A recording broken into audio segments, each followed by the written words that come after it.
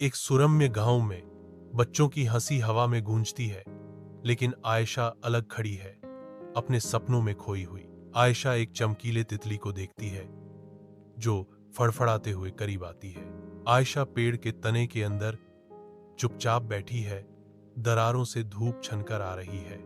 एक तितली आयशा के चारों ओर मंडराती है, उसके पंख एक हल्की हवा बनाते हैं। सूर्य का प्रकाश हवा में नाचते धूल के कणों को प्रकाशित करता है। एक आवाज फुसफुसाती है, मैं तुम्हें सपनों की दुनिया में ले जा सकती हूँ। आयशा एक जादुई जंगल में प्रवेश करती है, जहां पेड़ रहस्य फुसफुसाते हैं। हवा पत्तियों के माध्यम से रहस्य ले जाती है और फूल सामंजस्यपूर्ण धुनें गाते हैं। पौराणिक जीव धूप से प्रकाशित वन में फड़फड़ाते हैं। आयशा जब स्वप्न वन में घूमती है तो सूर्य का प्रकाश वितान से छन कर आता है। एक शरारती खरगोश एक जादुई चॉकलेट पर कुतरता है। खरगोश चॉकलेट खत्म करता है। खरगोश के कान फड़कते हैं। खरगोश तैरने लगता है। खरगोश हवा में ऊपर और ऊपर उठता जाता है। आयशा सपनों के जंगल में घूमती है, जहां असंभव सच हो जाता है। आयशा सपनों के जंगल में घूमती है, जहां धूप चंदवा से होकर नाचती है। वह खुद को कलोश के सामने पाती है, एक विशालकाय जिसकी आंखें अप्राकृतिक प्रकाश से चमकती हैं। कुख्यात स्वप्न चोर कलोश उसके सामने भयावह रूप से खड़ा है। कैलस अपने सोने के सिंहासन पर बैठा है, उसने सपनों का खजाना चुरा लिया है।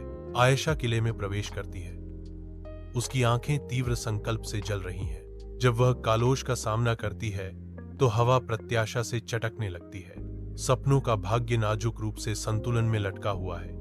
आयशा एक खतरनाक गुफा से गुजरती है। आयशा बात करने वाले पत्थरों की नदी पर कदम रखती है। आयशा परीक्षण के लिए तैयार होकर ड्रीम फॉरेस्ट में कदम रखती है। स्वप्न वन में आयशा तैयार खड़ी है, कालोश के मंडराते खतरे का सामना कर रही है। कालोश की छाया के फीका पड़ने पर जंगल राहत की सांस लेता है। आयशा विजयी खई है। जादुई कंक अब उसके हाथ में निष्क्रिय है। स्वप्न वन में प्रकाश लौटता है, अंधकार को दूर भगाता है। आयशा का चेहरा राहत से नरम हो जाता है। लड़ाई का तनाव अब खत्म हो गया है। वह चारों ओर देखती है, यह सुनिश्चित करते हुए कि जंगल एक बार फिर सुरक्षित है। जंगल के जीव खतरे के टल जाने का एहसास होने पर बाहर निकल आते हैं। आयशा मुस्कुराती है, यह जानते हुए कि उसने अपने घर की रक्षा की है। वह घुटने टेकती है, कंकड़ को धीरे से जमीन पर रखती है। कंकड़ पृथ्वी में फीका पड़ने से पहले थोड़ा चमकता है। आयशा उठती है, अपनी यात्रा जारी रखने के लिए तैयार। कलोश आगे बढ़ता है, उसकी छाया जीवंत वन तल पर एक पर्दा डालती है। वह एक कदम आगे बढ़ाती है, उसका रास्ता अब साफ है। स्वप्निल वन उसका स्वागत करता है। उसका जादू फिर से बहाल हो गया है।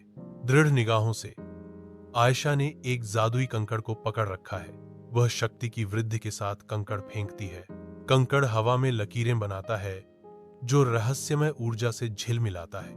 कलोश लड़खड़ा जाता है, क्योंकि कंकड़ उसे मारता है। वह लड़खड़ाता है, उसका विशाल रूप लड़खड़ाता है। आयशा देखती है कि कलोश कमजोर होने लगता है। कलोश कंकड़ के जादू से हारकर ढह जाता है। आयशा नूरनगर वापस आती है, बच्चों के सपने वापस लाती है। बच्चे फिर से सपने देखते हैं, उनका जीवन अब खुशियों से भरा है। एक तितली फड़फड़ाती है, मानो आयशा को विदाई दे रही हो। तितली उसे प्रोत्साहित करती हुई प्रतीत होती है।